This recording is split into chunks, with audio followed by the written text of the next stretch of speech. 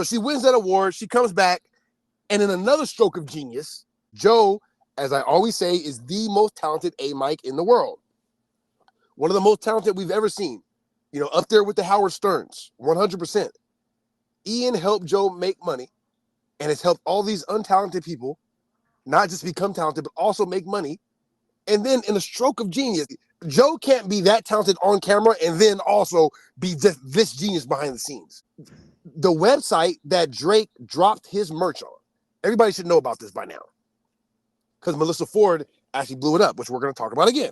The website Drake put out thinking that he was making fun of Melyssa Ford and at the same time throwing shots at Joe, Ian's business partners were smart enough to go to domain.com and see that Drake is not even a good enough troll with all that money that he has to spend the $15 or however much it costs. $12, right? $12 to pay for the domain that he's promoting with his merch. So they're like, click. Let's reroute that right to Joe's Patreon. So for a whole day, 24 hours of time, Drake was promoting merch that led right to Joe's Patreon. Drake, you lost forever. You forever lost. You're forever Joe's son.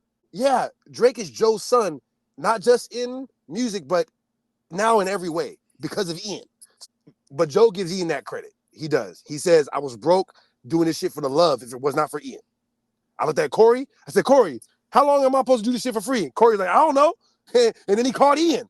It's an exact quote. And hopefully I'm not saying something that's on the Patreon, but I don't care that much. I don't work for you guys. So I get to talk about what's on the Patreon. Melyssa Ford does not. And she does not understand that. And Joe almost flipped on her on the last Patreon because she didn't get it. Joe has a policy, even with Flip. He's like, Flip, if you're going to do an interview or whatever, you're not going to get clout off my name. You work here. Anybody can understand that, right? Yeah. If you don't work here, then yeah, you do the tabloid shit. But I pay you. So you don't get to go and do interviews about what you do. So this is a huge point of contention between Flip and Joe. Here comes a press release. A random press release comes out. Melyssa Ford makes a statement about the Drake thing. I'm reading that shit like Joe is losing his mind right now. When I'm reading it, I'm like, Joe wants to kill Melyssa. A hatchet job. Joe put two pairs of shades on. Joe asked her straight up. So your publicist wrote that, right? No, I did it all complete by myself. A few moments later. Yeah, and then my producer helped me write some of it, and then I sent it to Ian. Joe like, oh, so you're trying to get Ian fired. Oh, so Ian fired. No way you sent this to Ian, and Ian, what did you, Joe's like, and what did Ian say? Ian said, read the message. Joe probably would not appreciate you mentioning him or his business in the press release. And she's still getting it off. I didn't know. I'm like, my head's about to explode right now thinking about it. This is the same woman I tell you just won an award for women in media. Anyways, shout out Ian because Ian is the GOAT. More on the story, Ian is the GOAT. Ian is the Jimmy Iovine of podcasting, period. All right, and he deserves all the praise that he gets from Joe.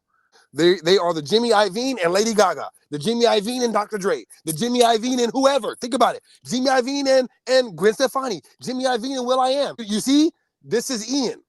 Ian makes stars. If you guys want to figure out how to do podcasting the right way, I would beat down Ian's door if I were you.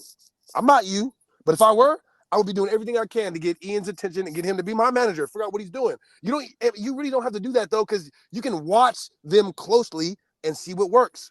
But do you have that kind of dedication? So if you're not willing to do that, then you might have to pay them so they can tell you. Shout out Ian. I think that's all I have to say on that before we spin-tail this into our final women in general Brittany Griner topic, because Mel is a trip and a half. I can't even fathom, but it's only because she's so sexy. No way a man could say any of the things that she says on camera or off camera. No way. But because she's a beautiful woman who knows how to get her kicks, like Princess, she knows how to get her kicks, she's going to always have a job. Just like Vivica Fox. Just like Vivica. Melyssa Ford, Vivica A. Fox. Elegant queens, I love you. But I will tell the truth, okay? The people rely on me to be an honest voice in the community. I have to lay down my pride, lay down money in a lot of cases. Not in all cases, but in a lot of cases, to be an honest voice in the community. So I hope you'll forgive me.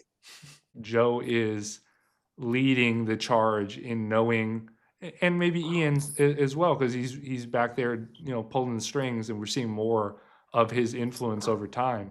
But the Ian show is getting more interesting because of Mark Lamont Hill. And I have a whole thing to do on Mark Lamont Hill, but Mark is a bigger fish, you know what I mean? So we can save him for later. Like I'm gonna debate Mark Lamont Hill in person at a certain point. I've been wanting to comment on his thing he's got going on. I seen a clip of him talking with Patrice on CNN. Mark, that's what he goes that far back. We'll get to Mark. Trust me. I want him to get as big as he can. I'm gonna always mention Hunter X Hunter when it's relevant, but the Hisoka thing, I talk about him and how he literally is grooming the kids to get strong enough so that way he can eventually kill them, and he protects them for that reason. Because he's like, oh, I see potential in these. They can be strong enough for me to have a good fight. Everybody else sucks, so I'm not gonna let these sucky guys get rid of these good fighters.